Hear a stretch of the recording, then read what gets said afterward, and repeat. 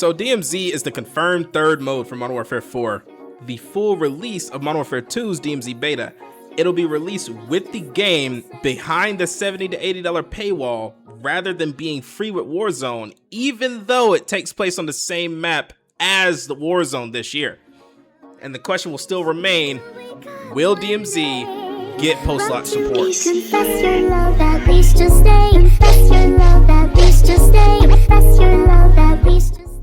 I think we all know the answer when it comes to getting post-launch support for this mode. I mean, I would love post-launch support for this because I love the original DMZ, the DMZ beta. And the fact that they're putting in so much effort to truly make this a better extraction shooter experience, it sucks to know that every COD is just like a yearly dose of dopamine. You know what I mean? It's like if you don't like it, you're just stuck with a COD you don't like, or playing new games. That's what I've been doing this year. All right, so let's talk a bit about DMZ this year. Let's see what Infinity Ward has been cooking. Okay, they've had a while to work on this game. Let's see what they've been working on. So DMZ is going to be following the aftermath of Modern Warfare 4's campaign. It'll be continuing the story of Modern Warfare 4 through its missions and its lore building. So when it comes to the AI, the gameplay, and whatnot, they're going to be roaming patrols, which you didn't really see in the original DMZ, shifting world events, dynamic weather, reactive combat behaviors, dynamic infantry, and vehicle encounters. So they don't really go in depth about these things, but what I'm guessing is obviously the dynamic weather. You're going to be seeing rain, sleet, hail, fucking snow, fog, sunny days, cloudy days. It's going to be different every single time you play, and they're bumping the amount of time you're able to play DMZ to 40 to 50 minutes. I believe it's like 45 minutes or something like that, rather than only 30 minutes. So you're able to stay in this world longer to experience all of these different encounters that you can have.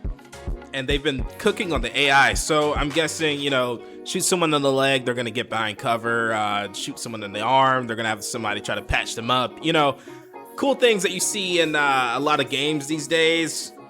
COD has finally, you know, decided to pick up the pace, you know, head that way in a direction that we don't really see in some of these modes that aren't campaign, you know. My guess for this mode, for this extraction shooter, for this game, it's going to be pretty much on site 24/7. That's kind of how DMZ was in Modern Warfare 2 for a while, but for the beginning of the game, not a lot of people knew what the fuck they were doing. It was a lot of, hey, I'm doing missions, don't shoot at me. Hey, I'm about to go kill a boss, don't shoot at me. But this, people got their hands on Arc Raiders, people got their hands on Tarkov, people got their hands on, you know, all these other extraction shooters. They're going to be shooting on site, and that's going to be interesting to see. It's going to be cool. You know, everybody's going to be loot hoarding a lot, but it'll be interesting to see nonetheless. But here is where the real fun begins. The FOB, aka the Forward Operating Base. So if you've played Arc Raiders or Tarkov or any other extraction shooter, you know you can loot to upgrade your base. You upgrade your base to make better weapons, make better ammo, make better armor, buy clothes, do whatever with it. You know what I mean? That's what you're able to do now in DMZ. So just like Arc Raiders is one of the only extraction shooters I've really played besides like Delta Force. So I'm going to be referencing it a lot. When it comes to the FOB, that's going to be like your before and after plays. It's going to be like the hub. You're there in that screen, or you're walking around. I don't know. I haven't really looked into this, but it's an operating base. You know what I mean? It's something to buy things from, to upgrade things from. You're going to be there every single time before you get into a raid and after you die from a raid or successfully extract. Okay, you're gonna end up at this base. And what they keep referencing this 3D printer. I don't know if it's gonna be printing guns or ammo or armor or all of the above. But it sounds creative. It sounds cool. It sounds innovative. Honestly, I really like this idea. Kind of like Watch Dogs 2. That's what it sounded like to me when I first saw it. But it sounds dope though. It sounds really cool. There's gonna be a crafting station. You get your stash, probably a better stash than what they had in DMZ beta. You get to purchase weapons. There's a firing range, so I'm guessing you are able to walk around and whatnot. Bounty boards and much more, evidently. Whatever they're talking about right now, it's got me looking at it. I don't know about you guys. I'm looking at it. It's gonna be something fun for this year, but man, do I wish that this game could be like a 3 to 4 year game, right? Imagine if DMZ was updated every single year with the new COD and free with Warzone. Obviously, people are gonna start cheating. It's an extraction shooter. People cheat and people suck. People are assholes. But this mode it's special, man. There's so much being talked about and promoted, but it's not going to reach what it could reach, you know? But with all that being said, with the base and everything, being able to upgrade your crafting stations and, you know, make weapons, buy weapons, buy armor and all that stuff, it's going to create a more incentive of looting. You know, looting's going to make more sense. You don't just have to like hoard a weapon or two and, you know, Mark 3 armor in a backpack and then that's it. You know, you just hop back in and do your mission and hop out. No, you're gonna need stuff to upgrade your weapons. You're gonna need stuff to upgrade your crafting stations back at the base and all that. It's gonna be way more in depth. That's what I saw a lot of in Arc Raiders. You know, I have like 300 hours in Arc Raiders. Stopped playing for a while because it got a little too hard and too filled with cheaters. Not gonna lie here. I'm hoping that this doesn't happen with Modern Warfare 4, but time will tell. Okay, time will tell. Something I forgot to mention is that the DMZ mode will have its own dedicated progression system. That means you leveling in multiplayer or you playing campaign or you playing Warzone will not affect anything that happens at DMZ. And I will always appreciate that step. I hate that zombies is connected with multiplayer in most of the Black Ops games nowadays. I want it to have its own progression system and its own, you know, just separate thing. If you're gonna play multiplayer, you're gonna play multiplayer. If you're gonna play DMZ, you're gonna level up in DMZ. It should not affect one or the other. You know, that's not even, it's not even like a, I don't want other people to have a step over me type thing. It's more of a, I want to progress in this mode because I put the time into that mode, not because I put the time into something else. That's too easy. That's like a, it's like a cheat code. You know what I mean? They took the right step here. They took very much the right step here with having dedicated progression. And the weapons are going to have conditions. I'm guessing something closer to CSGO's Battle Scarred and, you know, well worn and whatnot. But rather than that just affecting the camos, it's going to affect the weapon's performance.